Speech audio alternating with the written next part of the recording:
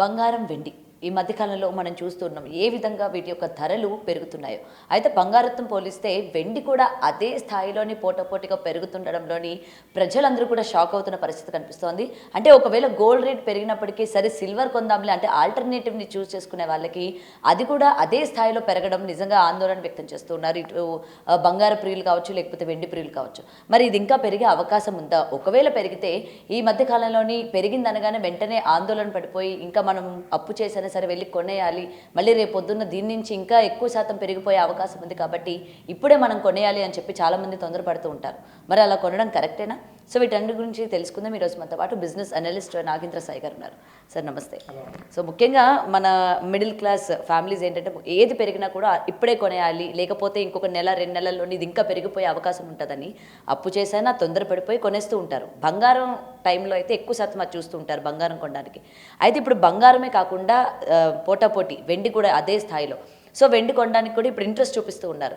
మరి ఇలానే రేట్లు అంటే ఇదే విధంగా పెరిగే అవకాశాలు ఉన్నాయా, తగ్గే అవకాశాలు ఉన్నాయా?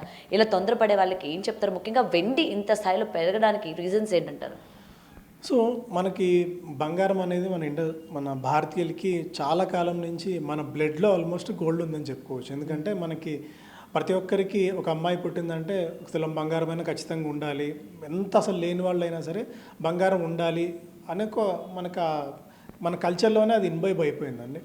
కాకపోతే గోల్డ్ని ఇన్వెస్ట్మెంట్గా చూస్తున్నామా, లేకుంటే జస్ట్ బయట న్యూస్ ఫ్లోతో మనం దాని నుంచి క్యారీ అవే అయిపోతున్నామా అని చూసుకోవాలి. ఒకవేళ గోల్డ్ ఇన్వెస్ట్మెంట్గా చూస్తున్నాము, లేదా మనకు ఒక 2 years down the lane or 5 years down the lane మన ఇంట్లో పెళ్ళి ఉంది, లేదంటే ఏదైనా ఫంక్షన్ ఉంది, అప్పుడు గోల్డ్ తీసుకోవాలనుకున్నప్పుడు దాని థాట్ ప్రాసెస్ డిఫరెంట్గా ఉండాలి. గోల్డ్ ఇన్వెస్ట్మెంట్గా చేయాలనుకున్నప్పుడు దాని థాట్ ప్రాసెస్ డిఫరెంట్గా ఉండాలి. ఇప్పుడు ఏంటంటే గోల్డ్ ఈ స్థాయిలో పెరగడానికి డిఫరెంట్ ఫ్యాక్టర్స్ ఉన్నాయండి. అంటే మన దేశంలోనే కాకుండా ప్రపంచవ్యాప్తంగా చాలా ఫ్యాక్టర్స్ గోల్డ్ ఈ స్థాయి పెరగడానికి కారణం ఉంది. ఇంటర్నేషనల్ మార్కెట్లో $2,600 మ్యాక్సిమం. మనం అప్పటి నుంచే గోల్డ్ కొనమని చెప్పి కూడా అనేక సందర్భాల్లో చెప్తూ వచ్చాం. మనం అంతకుముందు మాట్లాడినప్పుడు కూడా ఒకసారి మేబీ $65,000-70,000 రూపీస్ అట్లా ఉన్నట్టుంది గోల్డ్. 1 lakh రూపీస్ అవుతుంది అయినా ఆశ్చర్యపోవాల్సిన అవసరం లేదన్నది అప్పుడు అనుకున్నాం. ఇప్పుడు 1 lakh కాదు 2 lakhs అయినా ఆశ్చర్యపోవాల్సిన అవసరం లేదన్న మాట ఎందుకు వచ్చిందంటే ప్రపంచవ్యాప్తంగా అనిశ్చితి విపరీతంగా పెరిగిపోయింది. ఎందుకంటే గ్లోబల్ టెన్షన్స్ ఉన్నాయి, జియో పొలిటికల్ టెన్షన్స్, అటు చాలా దేశాల్లో యుద్ధ వాతావరణం ఉంది. అండ్ డొనాల్డ్ ట్రంప్ తీసుకుంటున్న అనేక డెసిషన్స్ అటు పక్కనున్న కెనడా మీద కానీ, చైనా మీద, బ్రెజిల్ మీద, ప్రపంచంలో ఈవెన్ కొరియా మీద, అంటే ప్రపంచంలో ప్రతి దేశం మీద తారిఫ్స్ తాను విధించాలని, ఒక ఆధిపత్యం తెచ్చుకోవాలని చెప్పి ఆయన తీసుకుంటున్న అనేక డెసిషన్స్ వల్ల ఒక అనిశ్చిత వాతావరణం నెలకొంది. ఎప్పుడైతే అనిశ్చిత వాతావరణం నెలకొంటుందో అప్పుడు గోల్డ్ పెరగడం స్టార్ట్ అవుతుంది. ఎందుకంటే కరెన్సీకి విలువ అనేది తగ్గిపోతుంది. రేపు పొద్దున ఏం జరుగుతుందో తెలియదు అనుకుంటున్నప్పుడు కరెన్సీలు అన్నీ పక్కన పడేసి గోల్డ్ ఎక్కువ కొనడానికే ప్రపంచవ్యాప్తంలో మేజారిటీ హెడ్జ్ ఫండ్స్ కానివ్వండి, లేదంటే టాప్ ఇన్వెస్టర్స్ కానీ గోల్డ్కి ఫస్ట్ ప్రయారిటీ ఇస్తారు. ఇంకొకటి ఏంటంటే ఇంతకాలం మనం డాలర్ని, ప్రతి దేశం కూడా డాలర్ని రిజర్వ్ కరెన్సీగా పెట్టుకుంటూ వస్తారు, యుఎస్ డాలర్ని. వాళ్ళు కూడా అలాంటి వాళ్ళు 2016 వరకు ఉన్న సినారియో 2026 సినారియో చూస్తే లాస్ట్ 10 ఇయర్స్లో డాలర్కి ఉన్న వెయిటేజ్ బాగా తగ్గిపోతూ వస్తుంది. యుఎస్ డాలర్కి ఒకప్పుడు 60% ఉన్న వెయిటేజ్ కాస్తే ఇప్పుడు 40% వెయిటేజ్ తగ్గిపోయింది. అంటే డాలర్ని యుఎస్ డాలర్ రిజర్వ్ కరెన్సీగా పెట్టుకోవడం మానేసి దాని నుంచి వైద్యులకి గోల్డ్ని లోడ్ చేసుకుంటూ వస్తుంది. ఎందుకంటే గోల్డ్ ఒక సేఫ్ హెవెన్ లాగా, ఒక హెడ్జ్ మెకానిజంలో భాగంగా రేపు పొద్దున్న ఏదైనా సరే యుఎస్ డాలర్ వాల్యూ తగ్గిపోతుంది. యుఎస్ డాలర్ ఎందుకంటే యుఎస్ ఎకానమీ వీక్ అవుతుంది. ఎకానమీ వీక్ అవుతున్న టైంలో యుఎస్ డాలర్ని కొనుగోలు చేస్తే రిస్క్ అవుతుంది అనుకుంటున్నప్పుడు దాన్ని డంప్ చేసి గోల్డ్ని మనం బాగా కొంటున్నాం.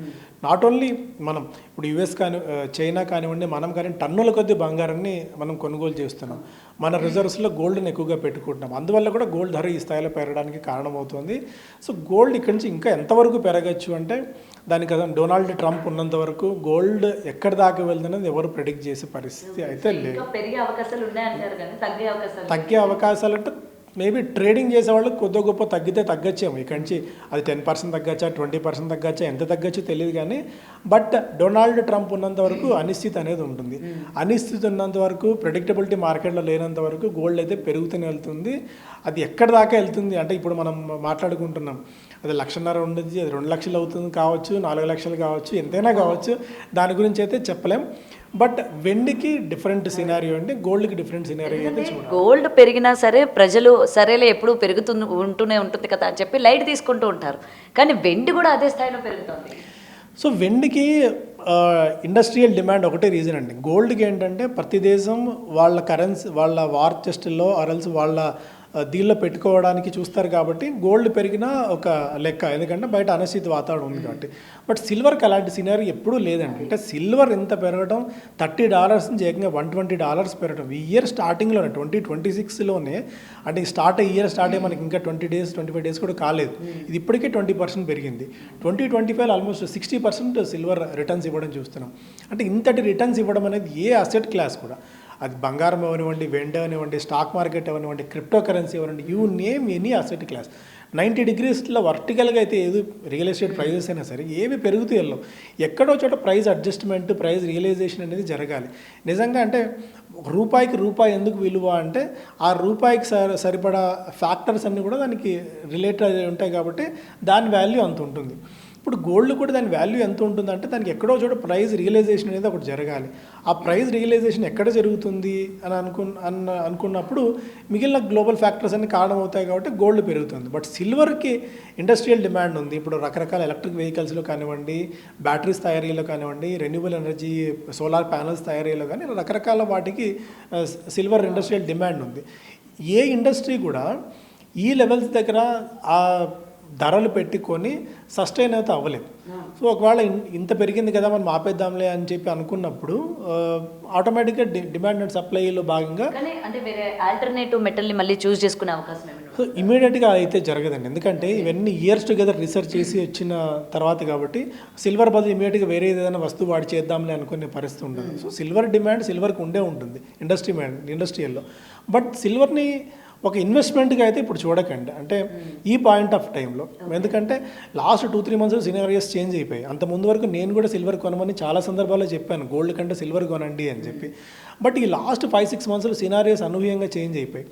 ఇన్వెస్ట్మెంట్ అని ఎప్పుడు అవుతుంది అంటే మనం తీసుకున్న రిస్క్ ఎంత, మనకు వచ్చే రివార్డ్ ఎంత, అది మనం ఇన్వెస్ట్మెంట్ పెట్టే ముందు ఆలోచించాలి. సో రివార్డ్ చాలా తగ్గిపోతుంది, రిస్క్ చాలా ఎక్కువ అవుతుంది ఈ లెవెల్స్ దగ్గర సిల్వర్ ఇన్వెస్ట్మెంట్ చేసినప్పుడు. ఇన్వెస్ట్మెంట్గా ఈ పాయింట్ ఆఫ్ టైంలో వద్దు, మేబీ ఇకంచి ఒక 20%, 30%, 50% పడిన తర్వాత మాత్రమే మనం సిల్వర్ ఇన్వెస్ట్మెంట్ గురించి ఆలోచించాలి. కానీ ఇన్వెస్ట్మెంట్గా సిల్వర్ని అయితే ఇప్పుడు అసలు వద్దని చెప్తానండి. ఓకే, కానీ అది ఏంటంటే ఇప్పుడు పెరిగింది కదా, ఇప్పుడు వాళ్ళ దగ్గర ఉన్నదాన్ని కూడా అమ్ముకోవడానికి కూడా ఇష్టపడుతూ ఉంటారు. ఇప్పుడు అది మనకి డబల్ త్రిబుల్ అయిపోయింది, మనం కొన్నప్పుడు అది ₹100, ₹150 ఉండొచ్చు. బట్ ఈరోజు మనం చూసుకుంటే దాని వాల్యూ త్రిబుల్ అయిపోయింది. సో ఇప్పుడు దాన్ని అమ్మే ప్రయత్నం కూడా చేసే వాళ్ళు ఉంటారు కదా. ఖచ్చితంగా నేను గతంలో కూడా చెప్తూనే ఉన్నాం, గోల్డ్ ఏంటంటే ఇప్పుడు ఏంటంటే మనం ఒక మార్కెట్లో ప్రిన్సిపల్ తక్కువలో కొనలేము, ఎక్కువలో అమ్మలేము. సో ఎందుకంటే ఎక్కడో చోట ప్రాఫిట్ బుక్ చేసుకోవాలనుకున్నప్పుడు ఒకవేళ మీరు సిల్వర్ మంచి ధరలో కొన్నారు, లక్షన్నరకు కొన్నారు అనుకోండి, మంచిగా ప్రాఫిట్ బుక్ చేసుకోండి. ప్రాఫిట్ బుక్ చేసుకుని మళ్ళీ కావాలంటే కొనండి. సో ఇప్పుడు ఇది 15 daysలో 5 లక్షలు అవుతుంది, 6 లక్షలు అవుతుంది, అసలు మనం ఇక సిల్వర్ కొనలేము. ఒకవేళ సిల్వర్ కొన్నా మీరు ఏం చేస్తారు దాన్ని చెప్పండి? దాచుకోలేము కదా. మనం ఒకవేళ ఇంట్లో వెండి ప్లేట్లు కొనుక్కోనో లేకుంటే వెండి గ్లాసుల్లో నీళ్ళు తాగడమో చేయగలము. కానీ సో దీన్ని మళ్ళీ అమ్ముకునే మన ఇండియన్ మెంటాలిటీ ఏంటంటే వన్స్ మన జోబులోకి వచ్చిన తర్వాత, మన ఇంట్లోకి వచ్చిన తర్వాత దాన్ని మళ్ళీ మనం అమ్మలేము, ఊరికి అనుకోవడమే. ఇదేంటంటే నోషనల్ గెయిన్స్. మన సైకలాజికల్గా మనం ఇంట్లో బిస్కెట్ రూపంలో కొన్నప్పుడు ఓకే గోల్డ్ని. బట్ ఇదేంటంటే గోల్డ్కి మనం ఎగ్జాంపుల్ చూద్దాం. గోల్డ్ జ్యువెలరీ కొన్నాం అనుకోండి, జ్యువెలరీ మళ్ళీ మనం అమ్మం ఎప్పటికీ, అది మన ఇంట్లోనే ఉంటుంది. సో ఈరోజు ₹1,50,000 పెట్టి కొన్నాము, రేపు పొద్దున్న 2 లక్షలు ఏంటంటే ఎవరు మనం కొన్న వాల్యూ పెరిగిందని అనుకొని సంతృప్తి పడతాం తప్ప మళ్ళీ దాన్ని అమ్మి ట్రేడ్ చేయాలనుకున్న ఇండియన్ మెంటాలిటీ మన దగ్గర ఉండదు. బట్ సిల్వర్కి ఏంటంటే ఒకవేళ మీరు బిస్కెట్స్ రూపంలో కనుక కొనుగోలు చేసుకుంటే వాటిని ట్రేడ్ చేసుకోండి. ట్రేడ్ చేసుకుని యాక్టివ్ ట్రేడర్గా మీరు ఉండగలిగినప్పుడు సిల్వర్లో కొద్ది గొప్ప డబ్బులు వస్తాయి. కానీ బట్ ఈ 4 లక్షలు అయిపోయింది, ఇక 5 లక్షలు అవుతుంది, 6 లక్షలు అవుతుంది, మేబీ 5 lakhs దాకా వెళ్ళే ఛాన్సెస్ అయితే ఉన్నాయి ఇక్కడ నుంచి సిల్వర్ అయితే. అంటే ఇప్పుడు $120 ఇంటర్నేషనల్ మార్కెట్లో ఉంది, మేబీ ఒక $150 దాకా వెళ్ళొచ్చు. కానీ బట్ సిల్వర్ గత చరిత్ర ఏం చెప్తుందంటే ఎంత వేగంగా వెళ్తుందో అంతే వేగంగా పడిపోయే ఛాన్సెస్ సిల్వర్లో చాలా సందర్భాల్లో కూడా మనం చరిత్ర చూసుకుంటే అనేక సందర్భాల్లో సిల్వర్ పడిన ఇవి ఉన్నాయి.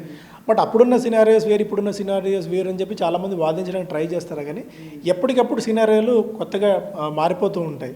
ఇప్పుడున్న పరిస్థితుల్లో మేబీ కొద్దిగా సిల్వర్ పెరిగితే పెరగచ్చు కానీ బట్ ఇన్వెస్ట్మెంట్ క్లాస్గా ఈ పాయింట్ ఆఫ్ టైంలో సిల్వర్ని ఈ లెవెల్స్ దగ్గర అయితే నేను కొనమని అయితే సజెస్ట్ చేయలేనండి. ఓకే సార్, బట్ అయినా మనం సజెస్ట్ చేయలేకపోయినా జనాలు దాన్ని తీసుకోవడానికి రెడీగా ఉండరు కదా. వాళ్ళు చెప్పేటోళ్ళు అట్లనే చెప్తారు, ఇది పెరిగితే మాకే కదా అది ప్లస్ అవుతుంది, మా ఫ్యామిలీస్కి ప్లస్ అవుతుంది, ఫ్యూచర్స్కి ప్లస్ అవుతుంది అని చెప్పి.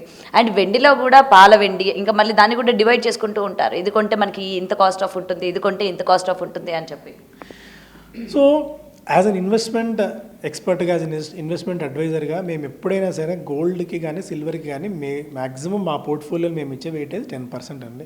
అంటే మీ దగ్గర 100 రూపాయలు ఉంది అంటే 100 రూపాయలు మ్యాక్సిమం 10 రూపాయలు ఒక అసెట్ క్లాస్కి మనం ఇన్వెస్ట్ చేయగలం. సో గోల్డ్ ఎంత పెరిగినా సిల్వర్ ఎంత పెరిగినా సరే సో మనం మళ్ళీ కొనలేమేమో అన్న థాట్, అంటే ఇన్ఫార్మ్డ్ ఇన్వెస్టర్గా ఉండాలి, ఒక స్మార్ట్ ఇన్వెస్టర్గా ఉండాలి. మనం ఇన్వెస్ట్మెంట్ అన్న యాంగిల్ ఆలోచించినప్పుడు ఇన్వెస్ట్మెంట్ అని ఎప్పుడు అవుతుంది అంటే మనకు ఆపర్చునిటీ వచ్చినప్పుడే కొంటాం.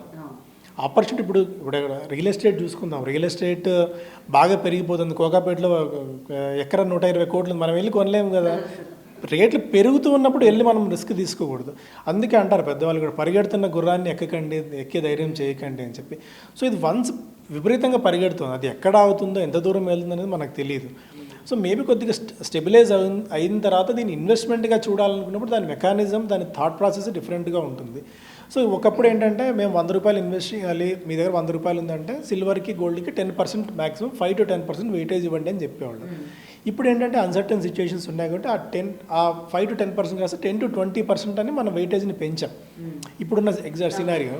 సో మ్యాక్సిమం మన పర్సంటేజ్ అక్కడ వరకే మనం రిస్ట్రిక్ట్ చేసుకోవాలి, కానీ పెరుగుతుంది కదా అని చెప్పి అయితే మనం వెళ్ళాం. ఎందుకంటే యాజ్ అన్ ఈక్విటీ మార్కెట్స్ని ట్రాక్ చేస్తున్న వాళ్ళగా, స్టాక్ మార్కెట్ ట్రాక్ చేస్తున్న వాళ్ళగా మెజారిటీ మీ ఫండ్స్ అన్నీ కూడా ఏదైనా స్టాక్స్లో కానీ మ్యూచువల్ ఫండ్స్లో కానీ ఆర్ఎల్స్ ఇతర asset classes like real estate investment trust కానీ ఆర్ఎల్స్ కొద్దిగా అవగాహన ఉంటే క్రిప్టో కరెన్సీలో కానీ వాటి వైపు వెళ్ళమని చెప్తాం. కానీ సో గోల్డ్లో విపరీతంగా పెరుగుతుంది కదా, మన డబ్బులన్నీ తీసుకెళ్ళి ఒకేసారి కుమ్మరిస్తామంటే సో సడన్ క్రాక్ ఒక 20% క్రాష్ వచ్చిందో 30% క్రాష్ వచ్చింది అనుకోండి, సో చిన్న ఇన్వెస్టర్స్ అది దాన్ని డైజెస్ట్ చేసుకోలేము.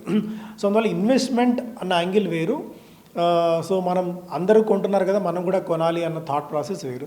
దాన్ని మిమ్మల్ని మీరు ఎలా క్లాసిఫై చేసుకుంటారు, మిమ్మల్ని మీరు ఎలా యాజ్ అన్ ఇన్వెస్టర్గా చూస్తారా, ట్రేడర్గా చూస్తారా? వాళ్ళు ట్రేడర్గా చూసారనుకోండి యాక్టివ్గా కొంటూ అమ్ముతూ ఉండాలి, అటువంటిప్పుడు ఈటీఎఫ్స్ బెటర్ అవుతాయి. ఫిజికల్ గోల్డ్ కొన్నప్పుడు, ఫిజికల్ సిల్వర్ కొన్నప్పుడు మళ్ళీ మీరు వెళ్ళి అమ్మాలనుకున్నప్పుడు మీకు మళ్ళీ ఛాలెంజెస్ ఉంటాయి. సో ఒకవేళ ట్రేడ్ చేద్దాం అనుకున్నారనుకోండి ఈటీఎఫ్స్లో ఇన్వెస్ట్ చేసుకోండి. ఆ ఈటీఎఫ్స్ ట్రేడ్ చేసుకొని పెరిగినప్పుడు అమ్ముకుంటూ రావడం, తగ్గినప్పుడు కొంటూ రావడం లాంటిది ట్రేడ్ చేయండి. కానీ but physical gold కొనో physical silver కొనో trade చేయాలన్న థాట్లో అయితే మేబీ అది అంత గొప్ప రిటర్న్స్ ఇవ్వకపోవచ్చేమో అనేది నా పర్సనల్. మేబీ నేను రాంగ్ అవ్వచ్చు, రైట్ అవ్వచ్చు, బట్ మార్కెట్లో ఇన్నేళ్ళు ఆల్మోస్ట్ 20-25 ఇయర్స్ ఎక్స్పీరియన్స్ ఉండి రెగ్యులర్గా, అంటే మీకంటే మీరు ఎప్పుడో ఒకసారి రేపు పొద్దున బంగారం ధరలు ఎంత ఉంటాయి న్యూస్ ఛానల్స్లో మాత్రం మీరు చూసి తెలుసుకోగలరు. బట్ ఏంటంటే పొద్దు నుంచి రాత్రి వరకు మేము అదే బిజినెస్లో ఉంటాం, అదే దాన్ని ట్రాక్ చేస్తూ ఉంటాం. కాబట్టి మేబీ ఈ పాయింట్ ఆఫ్ టైంలో నేనైతే వ్యక్తిగతంగా అయితే నేను ఒక లెవెల్ వరకు కొన్నాను, బట్ వ్యక్తిగతంగా ఈ ప్రైజుల్లో అయితే గోల్డ్ అండ్ సిల్వర్లో నేనైతే invest చేయలేనండి. For more videos like this, subscribe Big TV channel.